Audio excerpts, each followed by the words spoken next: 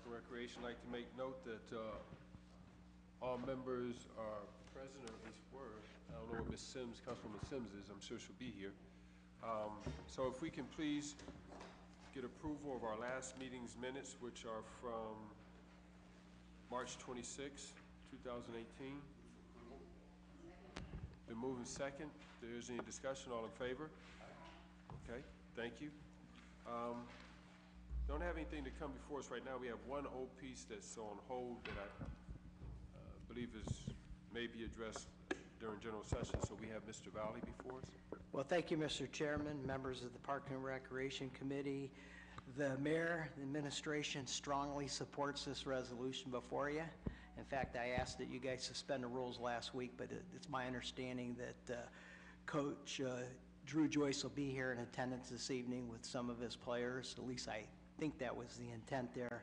But this is a historic resolution. I mean, St. Vincent St. Mary's boys basketball team has set the state record for 8 state championships in men's basketball. So this is an incredible feat, and I would ask that you suspend the rules on this evening. Okay, thank you, sir. Mr. Fusco, did you have anything you want to add to that? As I stepped out for a second, but I'm sure Mr. Valley, his comments are accurate, and just ask that we do pass that this evening. I understand that Coach will be by this evening at 7, along with some of the players, and so I've talked to the president to ask if we take them out of order and approve it this evening. Certainly would appreciate that.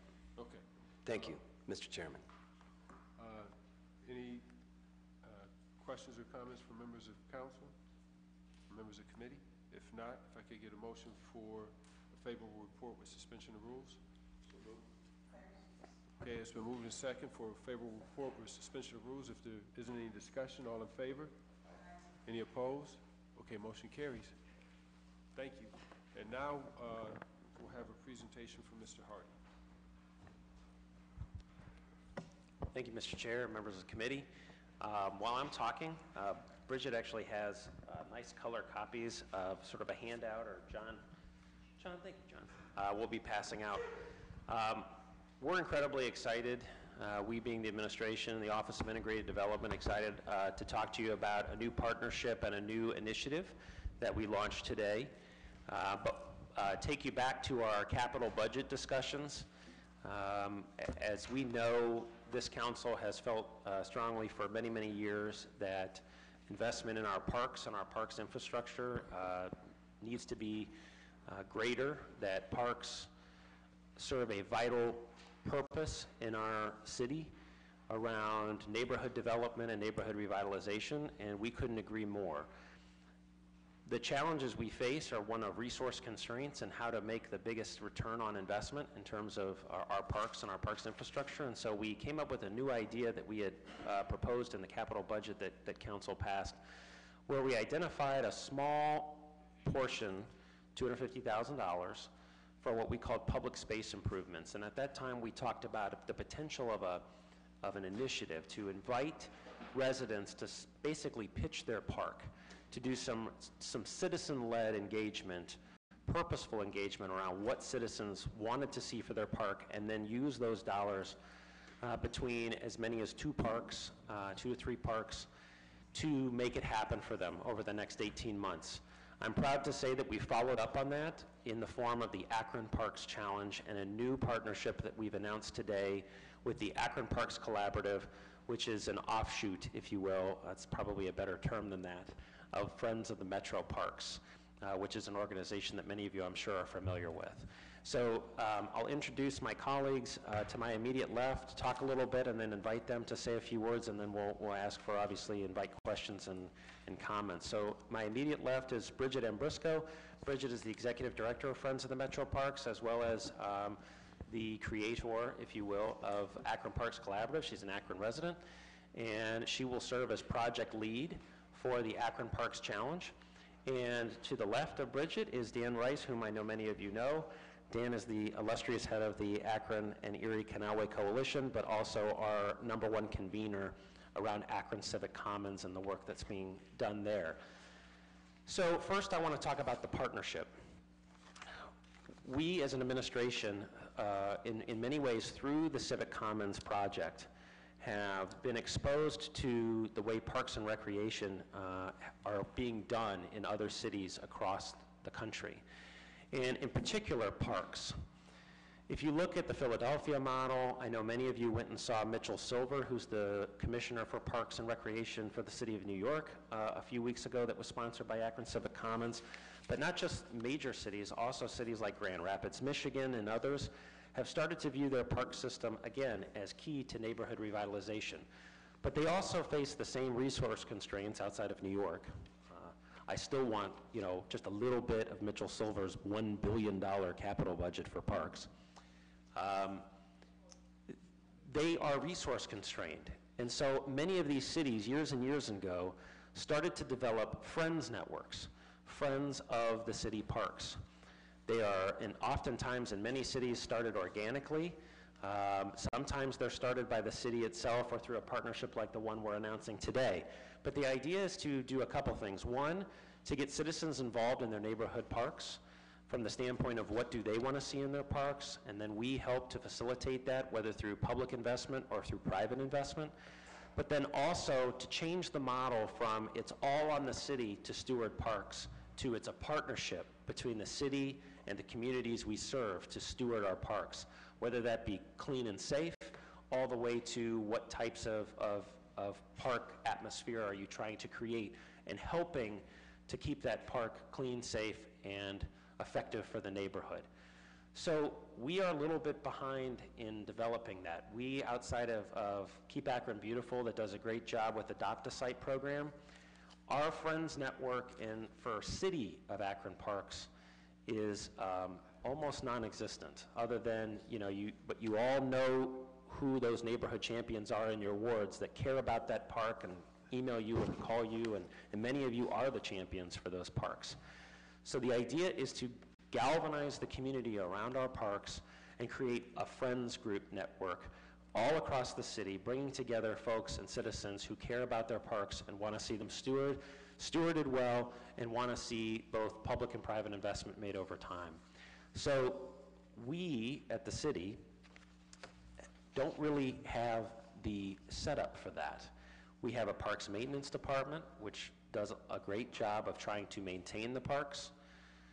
And we have a recreation department that does a great job programming the parks.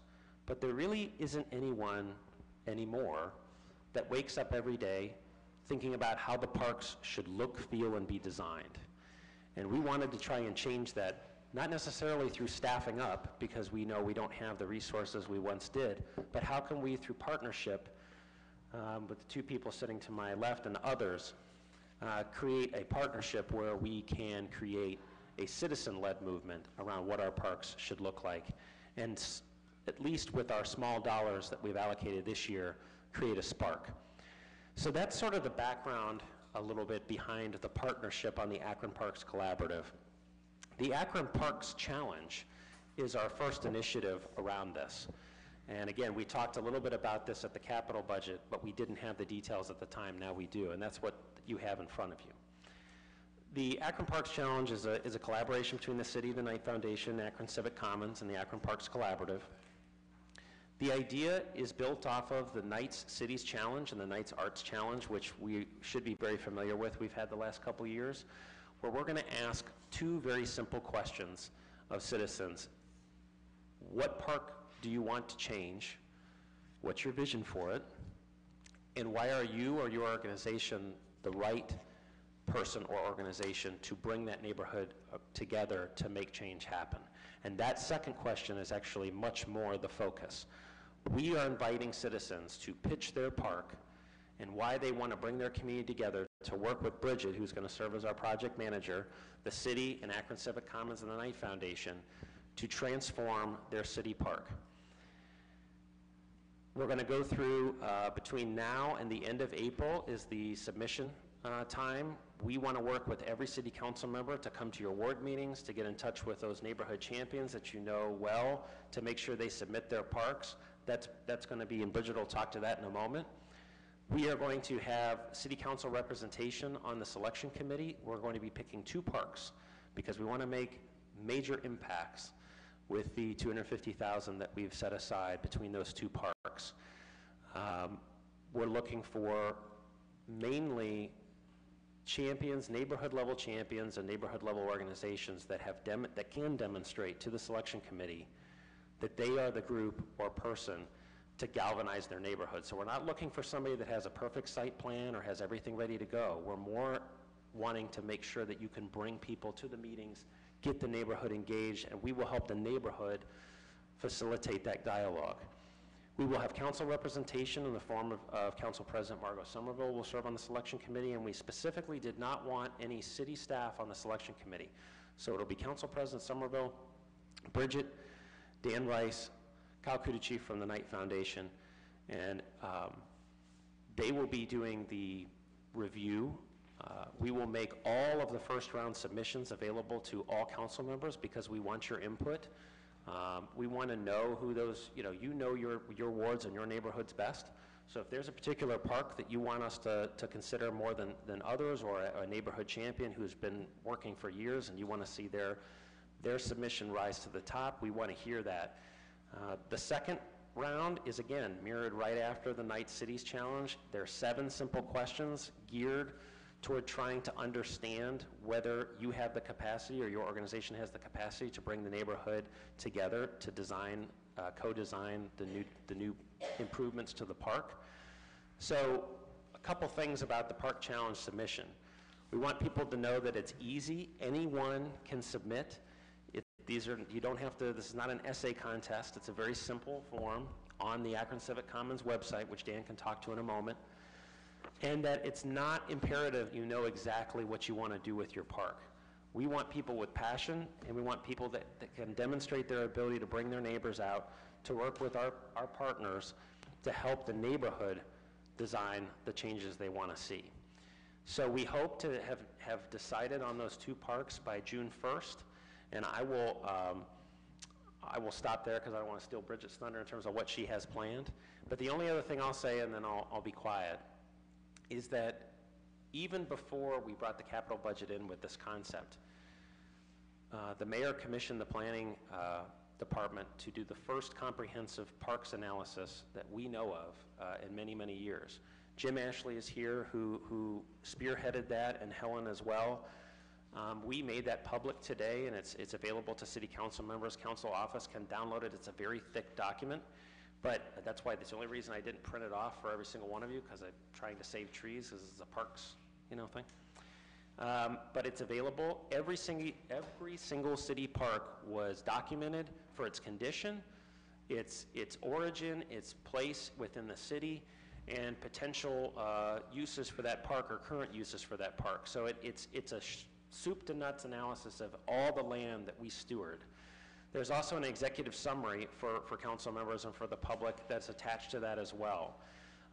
There are some great things that we should be boasting about. For example, we boast a level of service, which is the per acre per 1,000 resident level of service that's double the national average. But that doesn't mean that just because we have a lot of great parks that we are stewarding them well. And so the whole idea here isn't to fix all of our parks in one foul swoop. It's about forming a partnership that can do that over time. And the Akron Parks Challenge is all about creating that spark within neighborhoods and within communities to get people to think about their parks again in a new and different way. This isn't necessarily about active recreation. It's not necessarily a way of getting a new baseball field built or a new football field, unless that's what the community wants. But it's about getting the community around the table, around their neighborhood park, and letting them decide what type of improvements they want to see, and then up to $100,000 per park based on the capital budget, we're going to work to implement those recommendations that the neighborhood decided. So with that, I want to give Bridget an opportunity to talk about how she's going to steward the project over the next 18 months, and hopefully longer than that. We hope this isn't the first and only Akron Parks Challenge. And then I'll invite Dan to talk a little bit about how Civic Commons is involved. Good afternoon. Thank you for having me here. I'm really excited about this project. I've been working in parks for my entire career. Some of you I know from my early days at Cascade Locks Park Association, and I've been working for Friends of Metro Parks for about 6 years now. So I'm very excited about this new organization that we've formed, the Akron Parks Collaborative. The whole point is to get people involved. I'm not sure I can expand much on what James said because he covered the program very well. But I will definitely be looking to you to help identify those champions in each neighborhood, especially as those 2 parks are picked, because we want this to come from them. That's the way to get to community revitalization, is to have the people that use the parks actually make decisions about how they use the parks. We want it activated. When you bring more people to the parks, it's safer. So there's all kinds of great things that can come from this project. And you know, as we go, the idea is we will identify those people that are really excited about this and form little subcommittees for them to help maintain, for them to help keep those parks programmed, so that it's not, let's go in, let's make an improvement, let's move to the next one, and just hope that everything stays together. The idea is then we'll still be there to support those groups, those residents, to make sure that those parks are sustained. So we'll be going through, the first thing that we will do is to look at how the parks are actually used, actually do some studies on that, and physically watch how people are using it. And then we'll be doing public meetings to really engage the committee, or the community, excuse me, and go from there. The one other thing before I lied, I have other things to say, but before I let Dan go in, I want to make clear, while this initial first year of Akron Parks Challenge, we want to identify 2 parks to go through this process, it's likely, in fact, it's going to happen, that there are going to be way more submissions that we could get involved with today outside of the Parks Challenge. A lot of times we're anticipating that we're going to have communities that want to do beautification, that want to mulch, that want some different things that are more low-hanging fruit than a large investment of time, effort, and money. That's not to say that those parks wouldn't be eligible for a future Parks Challenge, but keep in mind that one of the grander mission of the Akron Parks Collaborative is to create that Friends Group network. We don't need the Akron Parks Challenge, or a park doesn't need to be selected for the Akron Parks Challenge to form that group and get going. John Malish, who's our city arborist, does a fantastic job of getting up every day trying to improve the city. He has a lot of resources that a lot of people probably wouldn't know he has to get in there and do low-hanging fruit projects within the parks. Bridget, through our Parks Collaborative now, the Akron Civic Commons, is looking to expand its footprint over time. But Bridget in particular, our partnership with the Akron Parks Collaborative is to develop that network. So I want to just make it clear for council members and for the public that we anticipate, in fact, we are planning on getting involved in way more parks than just the 2 that are selected. The idea is to get that spark going, get those folks to submit their ideas, and start working with as many as we can possibly take on. So, Dan, go ahead.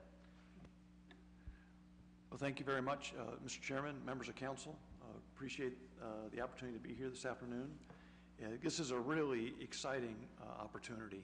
And in many ways, it really builds upon the work that many of you folks are familiar with regarding the Akron Civic Commons, which is built upon 4 main pillars, the first of which is civic engagement.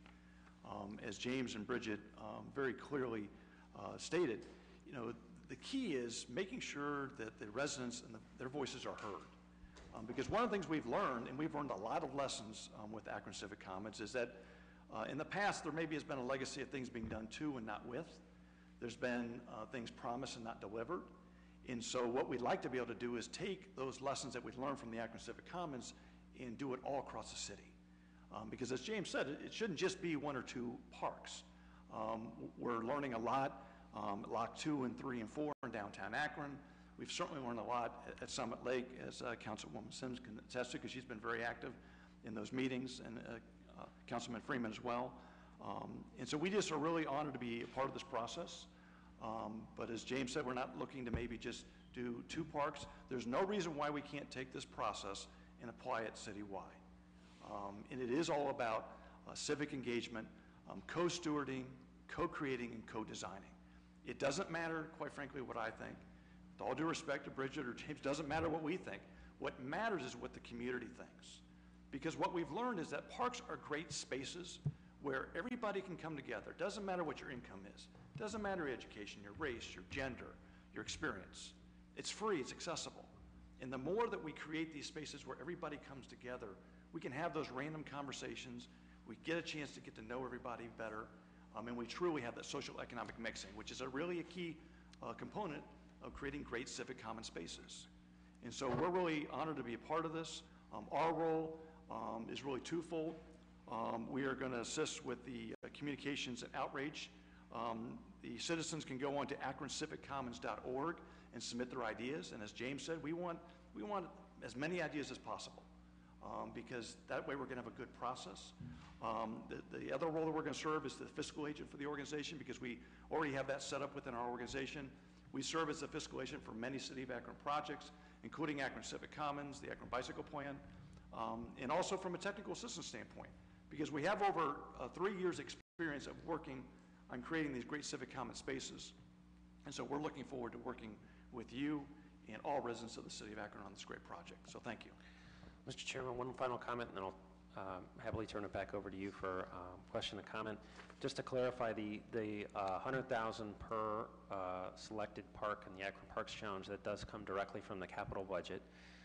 The fiscal agent role that Akron Civic Commons and Ohio Ordinary Canalway Coalition are playing for us, that is for the NIGHT funds. NIGHT has committed to support Bridget and our project with initial allocation of funds to support the community engagement aspect, so cost of putting on meetings, food, marketing and promoting of the meetings, et cetera, so, and marketing and promotion of the total challenge. So they will be stewarding those, so obviously we would be stewarding our own funds. So with that, happy to take questions, comments.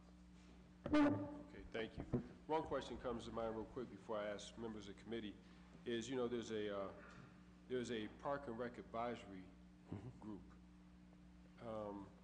that was commissioned to do some study and some work, and I'm hoping that they will be, so that these things won't be separate, that they will play a major role, you know, as part of the advisory group. I have some other things, but I want to give members of the committee a chance to ask questions. So are there any questions by members of the committee? Mr. Freeman? I'm assuming from what I'm hearing, like Summit Lake, Park East, those are probably not included in this, are they? Or So we are not restricting any City of Akron park. Now, I'm sure deference would be given that those particular parks are part of the Akron Civic Commons footprint, that they are getting some TLC that way, but we purposely did not want to restrict any City of Akron park from being eligible. okay, thank you. Anybody else from council before I go back to ask some questions? Councilwoman Sims? Thank you, Mr. Chairman. One of the things we really learned in this whole process with the Civic Commons is when you have disempowered communities, it's really hard to get those folks. Although there is a great need, how do we do that work? That took more than 2 months to really get people to know this was about them for the very reasons that Mr. Rice articulated in terms of things happening to them, without them, and, you know, the money runs out and people run out. So how do we make sure they don't miss out on a grand opportunity, because a disempowered community is kind of a disengaged community, and that's part of a disinvestment psychology. And so I don't know how we do that in 2 months to make sure there's a fairness and kind of an equity in making sure that everybody really gets a true opportunity. There are some people who have a built-in mechanism they can get activated pretty quickly and get folks coming and excited about, but there's other pockets within the city that don't have that kind of mechanism. So that would be one of my concerns. Absolutely, wholeheartedly agree. While there's a deadline for submissions, just because you need to get going at some point, we don't lose the warm weather months. We know that there aren't that many, unfortunately, in our neck of the woods. In order to do the work that Bridget's talking about, we really, really, really, and I'll invite Bridget to talk more about this, would be looking to you and to anyone in your neighborhood that Bridget can follow up with. I mean, she will go door to door if need be to get the word out about the challenge over the next couple weeks to make sure submissions are in. While there is an online form that we encourage people to use, if someone wants to write out their answer to the first two questions, we've talked about and we've worked with John Valley to make sure that this is in every community center, and that if somebody walks up to the community center desk and says, here's my submission, that it'll get back to Bridget and we can get that logged. So just because it's online doesn't mean that that's the only way. But I think what's even more important to note is that we wholeheartedly agree that equity is definitely a lens we're looking at. It's very important to us. So we have no shortage of parks all over the city and every neck of the woods that are in need of tender love and care. I guarantee that there are people within each one of those neighborhoods who cares about their park. We just have to find that folks. So we will be looking to you. We definitely are here asking for help as well. That's why we have Bridget as our project manager. She's got the time and flexibility. Anywhere, anytime you want her to go and talk about the Parks Challenge, we're there. And then once they're selected, we totally understand that it's going to be more than just one meeting to really get the voice of the community heard, to go through a facilitated process, as Dan and Bridget have talked about, and again, invite Bridget to talk about how she sees it going.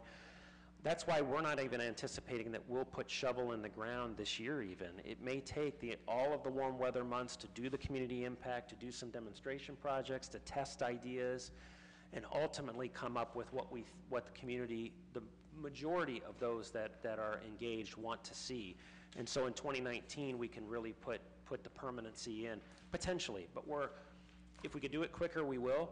But we want to allow for the time so that we do hear the voice of those communities and those two that we select, and not just in the two that are selected for the challenge, but in any community that we go into to try and form the Parks Friends Group network. But Bridget, I don't know if you have any other thoughts on that. I'll just reiterate what he said. I will go to your ward meetings or the tea that you have set up and talk to people about the program.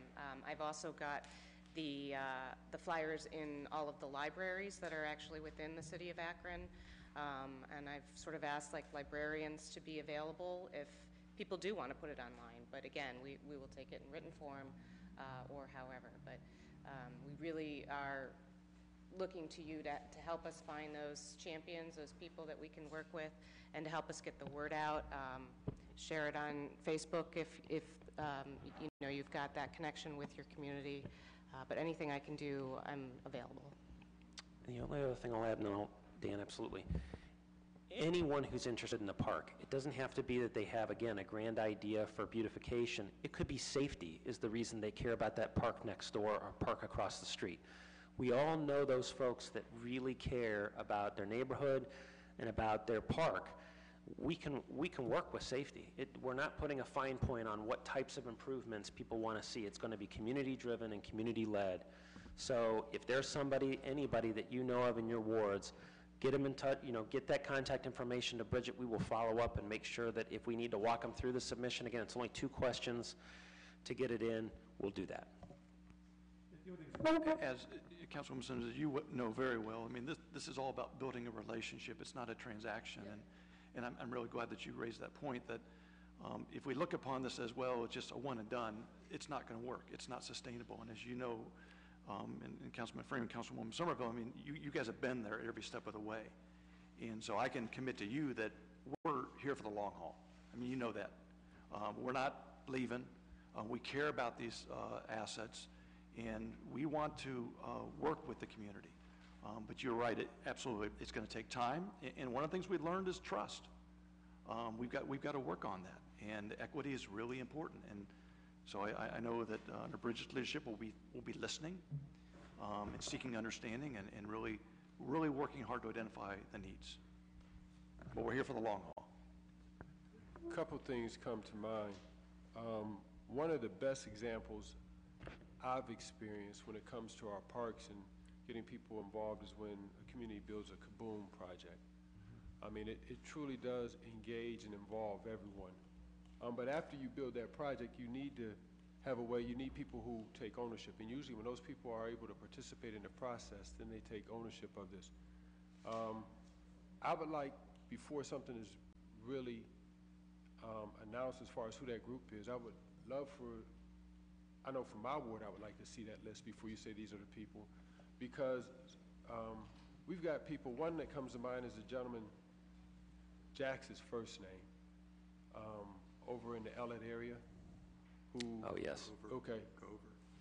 Yeah, I mean, some people may want to, but there's no one I know that's more passionate about a park than him. I would hope we would have a seat for someone like him in every ward.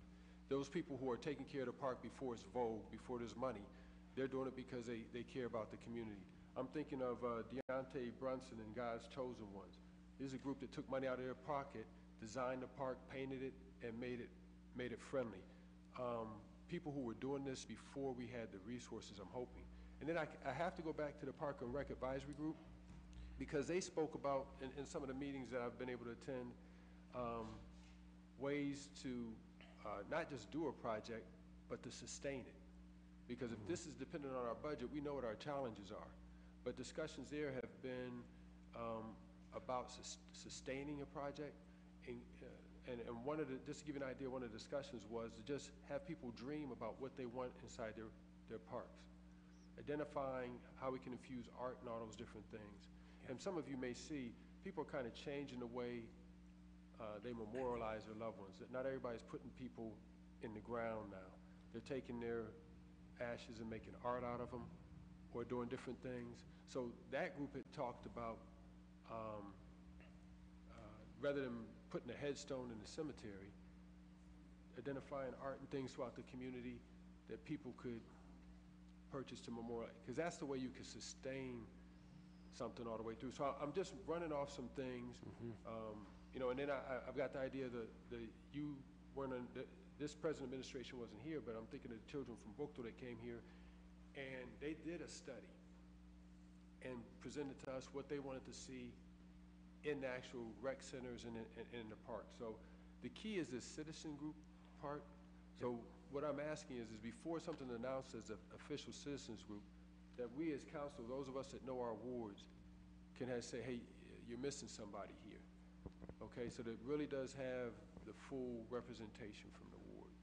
So, Mr. Chair, absolutely. As I said before, we will be sharing all of the submissions with all of council. So you will be able to see those before we even go into round two, which again is not an onerous process, but we absolutely want you to vet them and say we missed somebody, or to say this person's ready to go.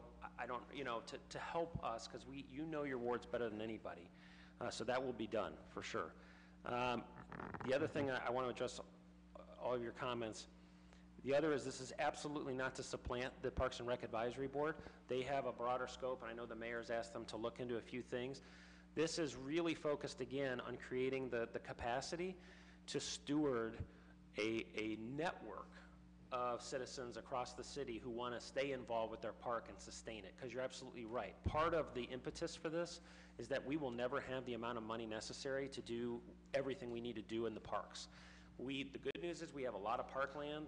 The challenging news is that we have a lot of parkland. And so we're never going to see realize the vision that our citizens have unless they themselves help us to steward it. So you're absolutely right on that. The other thing is about the groups you talked about not making sure we recognize those that have already stepped up. And I want to tell you that we believe we've designed a process not only to make sure we recognize them, but to actually give that deference. So I go back to, again, the two questions we're asking: what's your vision? Essentially, I'm paraphrasing, what's your vision and how are you the person to help get it done? The emphasis is almost all on question two. We're not looking for anybody. In fact, it's probably not a good idea for somebody or an organization to step up and say, I've got the answer, because we haven't engaged the community. It's about engaging the community. What we want is for people to demonstrate that they have engaged the community. They can bring the right people to the table, right being however they define it, and make sure that the process is legitimate. So it's actually weighed to support those who have already stepped up. And the last thing I want to say, because when you said Brookville, it dawned on me. I said to you, Councilman Freeman, that we're not exempting any or Yeah, we're not exempting any city park. But there are open lands, public lands in our neighborhoods that aren't city parks that are absolutely phenomenal, and the front yard of Bookdale High School is one of them. It's not a city park, but it's a beautiful open space. So I think I would go a little step further, that we obviously want to steward our city parks, and there's a lot of them, but if there's a beautiful open public space, whether it's the front yard of a school, I'm thinking Jennings as well, you know, it's not technically a city park, but it's a public land, I think we're more than willing, again, to take a look at that, and we'll share that with all of council. Thank you. Any more questions from members of council or members of committee? Mr. Fusco? Yeah, I assume that where our community centers sit, sometimes there's large tracts of land that they sit on. I assume those are in play as well? Yes, so again, the whole purpose here is to get the community engaged, so we don't want to put a fine point on anything. Have people submit. We'll share it with all of council. We'll work with council and then the selection committee to whittle it down. But correct, if it's a public land and it's park-like and it's used in that way, it's open. Well, when you said that, just one more thing came to mind, and I don't know if this is a proper term, but I thought of pocket parks. And there's been discussions that people say, we may have land that's not ready to be developed with a house or anything, but we've got a lot of, you know, the key word was green space. For those of us with a lot of them, they're just vacant lots. That could be creative areas until something's ready to be done as well. So hopefully those will be in play too. Absolutely in play. The only thing I would say is, again, we have a lot of city park land. Right. And so I think we want to always be careful working with you and ward council members to be very judicious in increasing the amount of land that we steward, because we're having trouble stewarding what we've got right now. Well, I say that because we have mentioned this. We usually use the term food deserts, but when we've closed some of our schools, what we've in essence created is, I'll say, recreation deserts. And I'm going to use my ward as an example. From Delia to Copley, from Hawkins all the way up to Exchange Street, there isn't a park in that swatch of land. Well, you can use, let me back up. You have Snyder Park. I apologize, but when I talk about a park, there's a playground. Yes. You know, because when they closed Rankin, I see what you're saying. there's nothing there. So that's why I bring that up. It's a good point. And the only other thing I would say is, again, we don't want to limit anyone to submit anything. If it's not a fit for the Akron Parks Collaborative or the Akron Parks Challenge, we could reach out to Let's Grow Akron or any one of our numerous organizations that, you know, if it's a community garden project or something that doesn't fit exactly, that doesn't mean we can't assist in some way. Okay. That's what I was going to add, James, is that's what we've learned with Akron Civic Commons, is that, particularly around Summit Lake, there are green open spaces. The answer shouldn't always be just let's create another park. It could be urban agriculture, and under Lisa Nunn's leadership, she is looking to expand her urban agricultural program, which then obviously then leads to job creation. And so there's all sorts of benefits that are spinoffs from this, and really, it's your point, Councilman, it could be an urban garden as well. Oh, excuse me, but let me back up. No, when I think about it, there isn't a park in that spot, because the only park was Rankin. I'm saying between Copley and Delia. You made me think of Snyder Park when I saw Mr. Valley go like this. Yeah, but no, Will Christie isn't in there either. That's what I mean is, Yeah. you know, so we don't think about, but when they closed down Rankin and then they took the swings off of there, Yeah. there's nothing. That's why I said the park. I'm sorry, Mr. Swirsky. Well, just, I've heard some criteria talked about. One is equity. A second is a person with a demonstrated track record of bringing people together, mobilizing people in their community. What other criteria are there? Is that right, that those are two of the criteria, equity, leadership that has a track record of mobilizing people successfully? Is that, are Yes. there other criteria in your selection process? Yeah, that's essentially it for round one. Following the Knights Cities Challenge model, the Knights Arts Challenge model, we want to create a a bar that's achievable for anyone, so we didn't want some long, drawn-out grant process. We want to be able to get as many submissions as possible. And then the second round, I will be happy to, in fact, oh, Bridget's got them right here. Bridget can provide here. So the two questions, I've been paraphrasing it, but when you go to the website, the two questions are: share with us your community's vision, your community's vision about how we might reimagine your favorite city park that is accessible and welcoming for all residents and visitors. And the second question is: share with us why you and/or your neighborhood should facilitate this Akron Parks Challenge process. And again, the emphasis is really on ability to bring people together. It's not that you have to have the absolute correct vision. In fact, again, it's probably not a good idea to say, I've got it and I've been wanting to do this for, that's a good place to start, but we want to make sure that as much as possible the neighborhood has a chance to weigh in, and we do it in a thoughtful way. The second round, which I will share with council members, the draft questions that we've come up with, are really focused, again, on fleshing out that demonstrated ability. It's not about having the grant acumen to know exactly how to go about it. That's what Civic Commons is going to help with. It's not about knowing, oh my gosh, I don't know how to put on a meeting. That's what Bridget's here to do.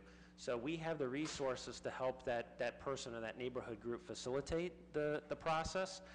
So it's 7 questions that we will actually work with the finalists or the semifinalists, however we define them, but those that make the first cut, we will work them to fill that out so that we get as much information as possible. So the idea here is to, again, you're right, Councilman, the emphasis is really on demonstrated ability to bring your neighborhood together and a demonstrated passion for your park. That's really the bar.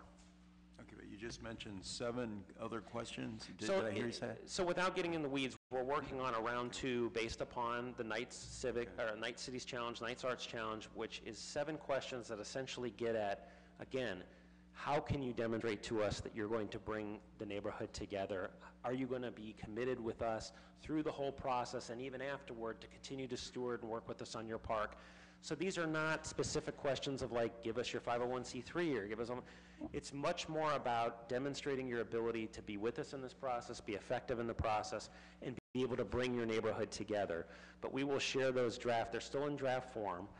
We will share those with council to provide feedback. But again, they're not meant to be a bridge too far. They're just, and Bridget will work with each of those semifinalists or finalists to determine the answers we need to get the information. Would the person then be selected and expected to do their work on a volunteer basis, or would there be some compensation as the way foundations do for good projects? As we contemplate it now, it would be on a volunteer basis. Bridget is there to do any sort of legwork that neighborhood group or that individual would need. And then again, the idea, as Bridget and Dan have said, is that that person or that organization grows through the process. And so it's not just one person, it's a neighborhood that comes together and ultimately does it. So it's a very good point. I'm not saying it's not something we could look at in the future, but I know my experience, I don't know Bridget and Dan, but my experience is in other cities that have developed fully built out Friends of the City Parks networks. They are typically volunteer driven with maybe a staff lead or 2 that helps to steward those around the city. I tell you what, this will be our last question, Ms. Sims. So just to try and avoid unintended consequences. Recently we had the commission of the art pieces and some folks felt left out, as you know. So I just hate for that to happen again. So my question is, why didn't we consider doing smaller grants and do north, south, east, and west and make sure that every part of the city had an opportunity to be engaged in this? Again, I go back to, there are some communities that have been underempowered for so long, really getting them activated to know this is really about them. We worked a long time to get people to come off Miller Avenue to come down to Summit Lake because they didn't think that was really about them. And so why didn't we kind of think in that vein? I'm just wondering. Sure. So again, the idea is to make a substantial impact. recognizing that we have overpromised and underdelivered over the years, especially in many communities, what we didn't want to do is go into a community, get everyone very excited, do the visioning process, and then not be able to implement because we only have $25,000 per park or something like that. Because, you know, I'm amazed every day at what people are doing, cities are doing in their parks all across the country. And there are things that are happening that are well beyond recreation as we contemplate it, well beyond even vendor engagement as we contemplate it. So we didn't want to put a limit, I guess, or at least try not to put too low a limit on the imagination of the neighborhoods that we want to work with through the Akron Parks Challenge, knowing that whether you're in the Akron Parks Challenge, selected for the Akron Parks Challenge or not, we want to work with you. So we are going to follow up on every submission to at least identify if we can do anything to support their idea, wherever appropriate. It's, again, the end goal isn't to necessarily, you know, focus solely on the Akron Parks Challenge. It's really on the partnership to create the overall Friends of the City Parks network for any city park across the city. So in that vein, no one is left out. We are ready today. If there's somebody who's like, I'm not interested in the Parks Challenge, but I know exactly what I want to do. I've had my group of folks together for years, and I want to get going on this, we can do that today. There's absolutely nothing stopping us. So I think that a lot of it is just wanting to make sure that we can deliver in a substantial way to make a real impact in a park. Things are not cheap, and so some things are. But a lot of what we anticipate coming through potentially is you know, has a cost to it, and we want to get that imagination flowing. And so we decided that, you know, $100,000 for 2 parks, especially with the staff capacity we had, we want to do this process right. You know, we only have, if you think about it, one staff person that's going to really steward this, and then our time as well to do more than 2 parks. There was a concern that we would stretch ourselves too thin and basically not do the level of deep community engagement we want to see.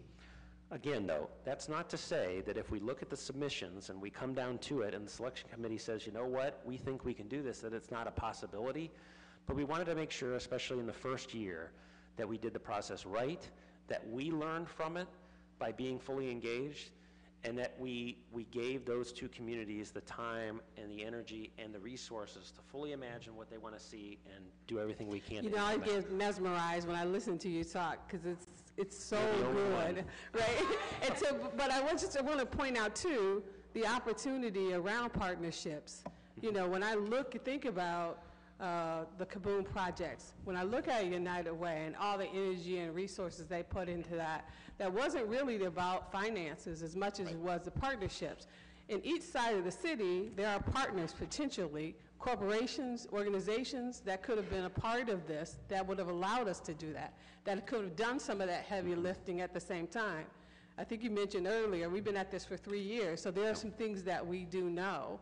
I just think it just would have appeared to be a lot more, I don't want to use the word fair, or people really felt like there was an opportunity for that to be spread out and everybody would have an opportunity to really have their park identified. I think your point is well taken. We have 161 city parks. Yeah, I was just saying.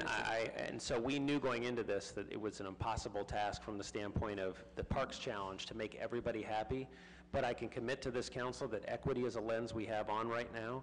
We want to make sure the process is legitimate. We're going to share all those submissions with council members and get your feedback. Bridget is ready to go today, not just on getting the word out on the Parks Challenge, but if you want to get started on something today and forming a friends group, we can do that now. And so I guess I'll end on Dan's point, which is the absolute best one, is we are in this for the long haul. We believe in public space in this administration. We want to work with citizens to co-design it and co-steward those public spaces for years to come. Okay, thank you. I want us to wrap up. One thing, and I heard you loud and clear, one thing I don't want us to run into is because two sides of the community get picked first, and you have different communities that all have the same aspiration for their wards, it doesn't make sense for the city to have a water park in every ward. So at some point, there needs to be each ward has their group, then there needs to be a representative, a true representative from that ward that's part of that master group, so that, you know, the community could really say where they want these things to go. And then one last thing, I heard the people that were part of the advisory group, and I'm not just saying this because I'm the Park and Rec chair, but whenever we have a committee and it deals with housing, it deals with Park and Rec, it deals with whatever, the chair, because we're selected by our peers, should be a part of that advisory group. So I happen to be the Park and Rec group. So the group that, I know you said they're our president, but the president's main thing is to facilitate and manage council's business, but we pick our chairs because they have an understanding of the goals and objectives of council. So I'm lobbying for myself to be on there, but I shouldn't, even if I wasn't the chair, just out of respect for Sure. whoever the chair is and whatever department on council, they should be a part of Sure. So just want to respond real quick, and then I know Bridget might want to have a few words on. So the other cities, as it relates to making sure that all of those, you're absolutely right that all those friends groups meet up. I'll use Philadelphia as an example. They have literally over 1,000 independent friends groups. They convene them all together twice a year, and it's amazing because they inform the plan. So it comes up from the grassroots, and a beautiful thing is that whether you live in a rich part of the town or you live in a lower income part of the town, they all come together twice a year, share resources, share expertise, and help each other out across their parks. It's wonderful. And the second thing is we absolutely weren't trying to exclude anyone. We definitely want to make sure that the process is as fair and unbiased as possible, given that we do have 10 wards. That was the reason we asked Council President Somerville to serve on the selection committee representing council. But again, no disrespect, we'll make sure you get all the information. If you want to be a part of that, that's not a problem to me. We just want to make sure, above all things, that all of your colleagues feel that the process, because keep in mind we're only going to pick 2 this first year, that everybody at the end of the day feels like the process was fair and that we're getting out to everybody's ward as best we can. Thank you very much for coming before us. If there aren't any more questions, and out of respect of the other business we have to conduct this afternoon, we'll consider ourselves adjourned.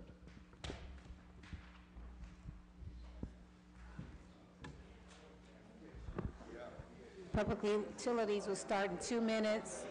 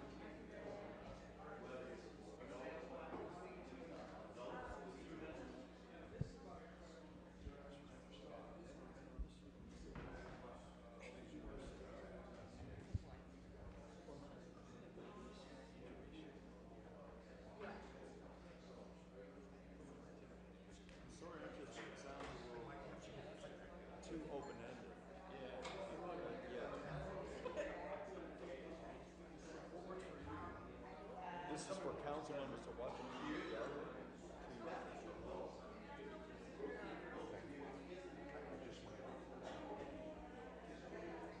Citizen.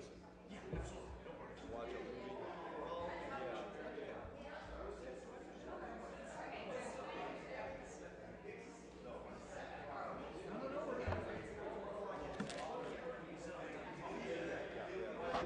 If we could call public utilities to order. Public utilities.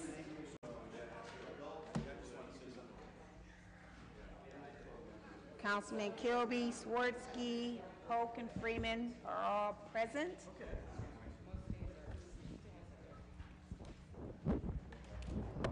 If we could get approval of our last meeting minutes. All in favor? So we have some a previous legislation we have to address first, and that is the Ordinance authorizing Director of Public Service or his designee, after publicly advertising for bids, to enter into a contract or contracts for the painting of fire hydrants in the city and declaring an emergency. We took time for this for 2 weeks to give someone the opportunity to reach out to Mr. Moore or Mr. Luttle. My understanding, no one has done that, so I am making a motion for, if I can get a motion for suspension of rules, is that what you need? Second. All in favor? Aye. All right. We'll bring that in this evening. New legislation, ordinance authorizing the purchasing agent without the formality of publicly advertising for bids to enter into a contract with Bearing Distributors, Inc. for the purchase of 3 Nord primary tank gearboxes and declaring an emergency. Mr. Luttle? Thank you, Madam Chairman. Down at the water reclamation facility in our primary tanks, we have upgraded half of the 24 gearboxes to meet the new standard. So this is going to allow us to buy 3 more. We've been doing all this work in-house with our own staff. We're doing 3 to 5 a year, and then our goal is to remove them all and upgrade them. They're about 40 years old. Bearing Distributors is Canton, but they're our local distributor, and we are sole sourcing these because when we have bid them, they have always been the lowest price and to meet our spec. Okay. Any questions from committee? Mr. Kilby? Thank you, Madam Chairman. Mr. Luttle, let me get this, just for curiosity, are these the gears that open up the gates at these, what are they exactly? The primary tanks of what they used to be was all metal parts in there, the chains, the scraping of the sludge to move the sludge. Okay. Well, Vince and his staff have upgraded all that to plastic parts, Okay. plastic chains, which we're getting. We used to have 4 people assigned to the primary tanks. We don't have anybody assigned. We only repair as they break. So this has reduced our maintenance tremendously. So this is like preventative maintenance? Well, this is ongoing maintenance. We Okay. have to run these tanks. But like I said, we used to have 4 employees that only worked on these 24 tanks because the things broke so often. And by Yeah. upgrading this between Vince and Tom Smith and their staff, we've reduced it. So these are what circulates the sludge and stuff? Is that what they It's do? it basically goes from east to west. It's what's scraping off the Oh, it bottom. moves it, okay. Yes. So I see at the end here, it says, there's a required gear drives to contain explosive-proof motors. I mean, who's requiring us to do that? Is that The state, what we state? call PERP, they come through. Okay. And they look at these type of things, even though they're in open air. Yeah. They're over top the tanks. Right. We've never had a problem, but the new standard is Yeah. to go to a totally enclosed motor where there's no open frame, there's Yeah. no sparks as the motor's running. So that they're probably worried about maybe there could be methane there or something? Is that? That's what they say, yes. Okay. We've All right. never had a problem though, sir. Yeah. All right, well, hey, thank you very much. You're welcome. Any other questions? Consent's fine, right? Mr. Swirsky? No, Any questions from council? Consent's fine. Consent's fine. Okay, can I get a motion for? Second. All in favor? Opposed? Ayes have it. Number 4, ordinance authorizing the purchasing agent without formality of publicly advertising for bids to enter into a contract with Seltzer Pump Services, Inc. for additional repairs on 4 vertical turbine pumps at the Akron Water Plant and declaring an emergency. Mr. Leto? Thank you, Madam Chairman. Up at Kennett, our water supply plant, we brought legislation into you recently, and we have 6 pumps that actually provide our water. We have 4 25 million gallon a day pumps and 2 15 million gallon a day pumps. So when we put the legislation in, we're going to start repairing them, which they are 48 years old. When we broke down the first 2, the impellers were bad, and they're $80,000 a piece. So since we have the motors and the pumps apart, we're going to replace these, and it does require some extra shaft work when we replace these these impellers. So that's why we have to increase the repair price of this legislation. Okay. All righty, any questions from committee members? Mr. Kilby? Thank you, Madam Chairman. Mr. Luttle, just out of curiosity, how many pumps do we have running at any one time? Pretty much we can run on 2. Okay, we can run on 2? Yes, sir. Thank you. Any other questions? Questions from council? Consent's fine. Consent's fine. Can I get a motion for consent? All in favor? Any opposed? The ayes have it. We don't have anything else coming before us. We are adjourned. Health and Social Services will meet in 1 minute.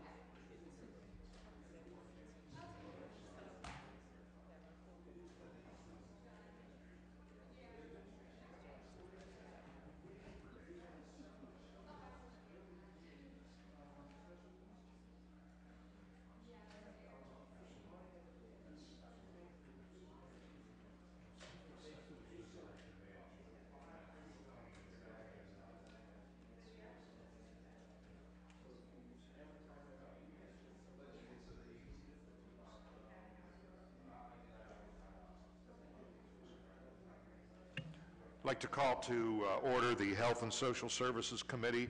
For the record, we have all members present with the exception of Councilwoman Amobian. Continue to take time. Motion to accept the minutes from the last meeting, please. So moved. And a second? Second. And all in favor? Aye. Thank you. And we continue to take time on our old items. We have one new item before us. This is a resolution establishing April 15th, 2018, the International Awareness for Pompe Disease as a Yanni Rogers Day in the city of Akron, and urging all citizens to be aware of their genetic history and declaring an emergency. Mr. Valley. Thank you, Mr. Chairman, members of the committee. Back in early January, Charlottesetta Byers wrote a letter to the mayor explaining in that letter that she lost her granddaughter, Yanni Rogers, of Pompe disease. And mayor asked that we reach out to the family and talk with them and figure out how we could get some more information on this and bring in a resolution. The family will be here this evening. We're also looking at possibly some type of memorial at one of our parks over on the east side of Akron. And like I said, the family will be here this evening, and I will yield to Tamika Rose, who has some information on the Pompe disease. Okay, thank you. Let me, before you proceed, will there be somebody here tonight to address this? The mother and the grandparents will be here tonight. Okay, will there anybody on our side to address this and just present? We'll be here tonight. Okay, Yeah. good, thank you. Yes. Please proceed. Good afternoon, Chairman and members of the committee. I wanted to say that Pompe disease is an enzyme deficiency that causes glycogen buildup and leads to muscle and respiratory damage, and it affects about 1 in 4,000 people. So it's a very rare disease. However, Ms.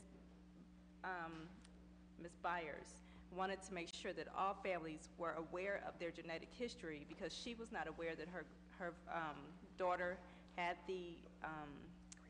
her granddaughter, well, her daughter, and had the actual, carried the gene that then imposed for her to have a mate that had the same gene that then made it for her granddaughter to have it. It's very similar to how sickle cell disease works, but it doesn't look like that. But it's just, if your parent has the gene and the other parent has half of the gene, and then there's a 0.25% chance that you will be able to have this disease. So this young lady ended up having the disease. Some people actually go on to college and live lives, but they do have a disability. They are wheelchair bound. Unfortunately, this young lady passed away at 15 months. No.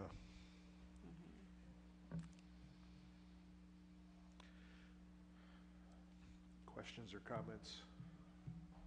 Mr. Fusco.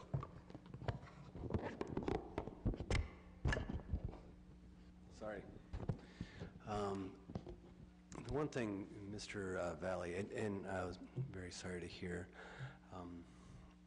about this and reading it over, but in terms of like memorials, and I don't know how far, or exactly what, if there is a exact plan or not, Mr. Valley, but I can tell you this, and that is that this council, a couple of years back, we had passed, and I don't think we've used it as of yet, a method in which trees can be planted in the name of those who've passed before, and an inventory would be kept by the service director's office.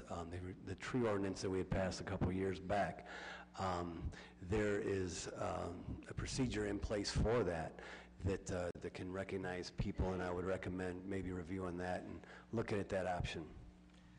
Thank you, Mr. Fusco. That's a good point, but there is a whereas that says Mayor Horrigan and staff are working on a memorial to recognize Yanni Rogers at an East Akron Park location. That'll be a conversation we'll have with the family after the resolution's passed tonight in the next month or two, and get some ideas and see what they would like to do moving forward. Other questions? Ms. Sims?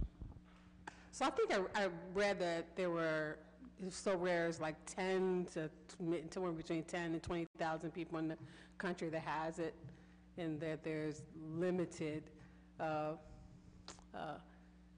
very limited understanding of the muscular disease. Is that true?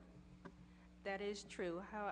There is a young lady, Megan Crowley, who was diagnosed with Pompe disease, and she was diagnosed actually at 15 months, and her father, John Crowley, has been a fierce advocate all the way up to the President of the United States today, and they met with President Trump in February to make it so that they can actually have more genetic testing done and to see where the gene is, to see that they could be genome therapy to help alleviate some of the symptoms of the disease. So currently, is there a test that people can take to see if they are genetically inclined, or?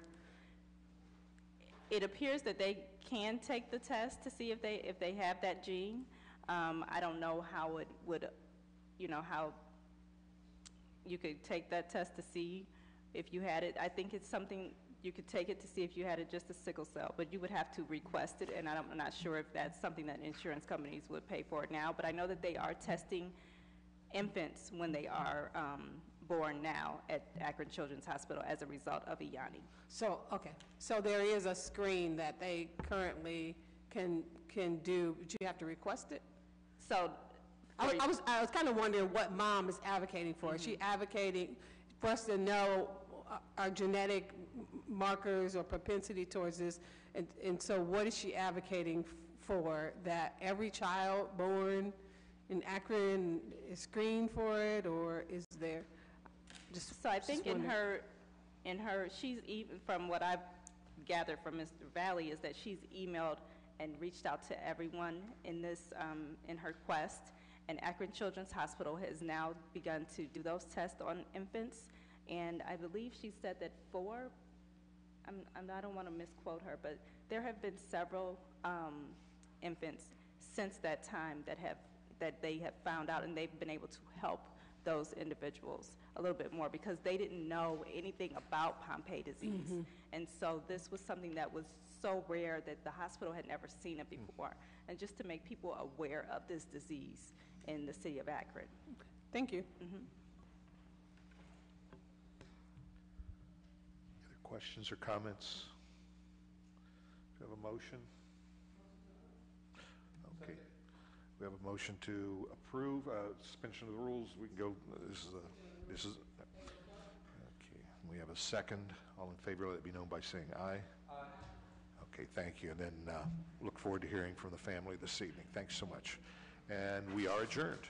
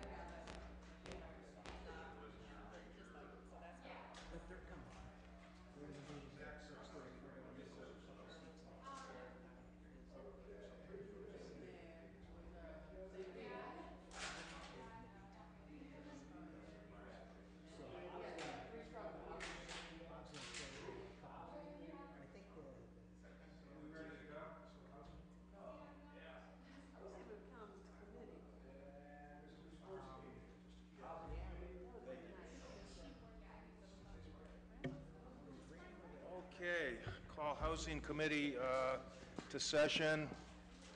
I think all members are present except Samples. Do I have a motion to approve the minutes? Motion to approve. Okay, vote. We have to vote on that? Aye. Okay, we have a one piece of legislation here, nothing on the old agenda. It's just a resolution to acknowledge the 50th anniversary of the enactment of the Fair Housing Act and declaring an emergency. Any questions from the committee first? If none, anyone else? Go ahead, Jeff. Thanks. Appreciate the committee looking this over, considering this.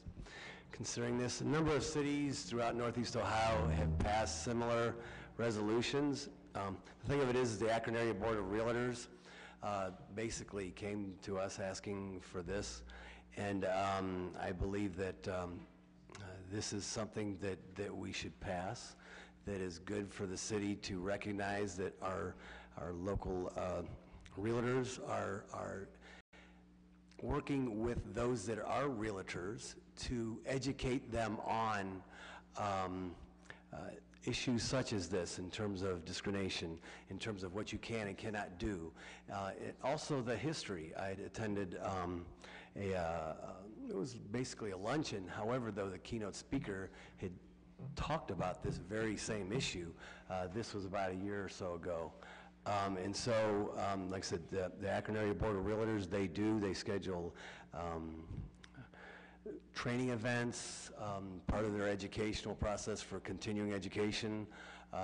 This is part of it, and I think in terms of making sure that that discrimination does not happen in our city of Akron, it would be prudent for us to go on the record and say that we appreciate what the Board of Realtors have done, the Akron-Cleveland Area Board of Realtors in terms of recognizing the 50th anniversary of the Fair Housing Act, and I certainly realize that we have a ways to go. There is statistics out there where, home ownership for many minorities has not increased. As a matter of fact, in some cases have declined. And so I think this would be a good statement for the city of Akron to make in terms of passing this, and certainly would welcome council as a whole. Thank you. I agree with that.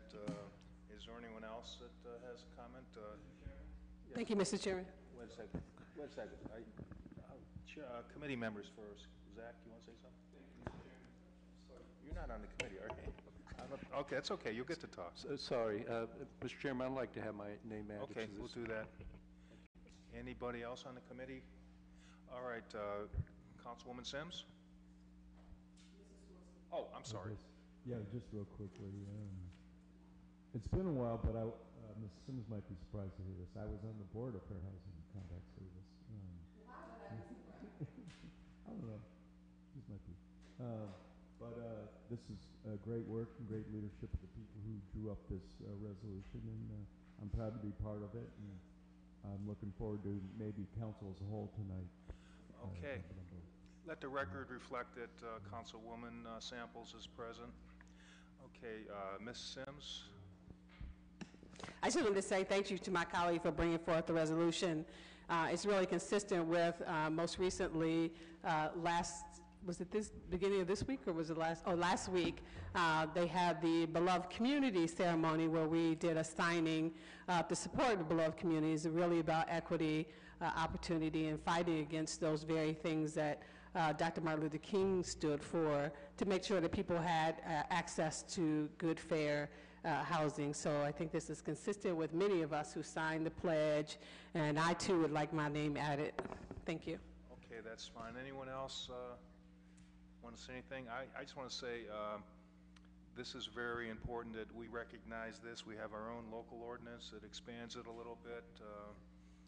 I think I was watching something on television recently about the assassination of Martin Luther King, and I think they said, if anyone else knows anything about this, his assassination was kind of like the impetus that got this through Congress, because I think it was sitting in Congress for a long time, and I guess it's something good came out of something tragic, if that's the case. So, does anyone else have anything they want to say?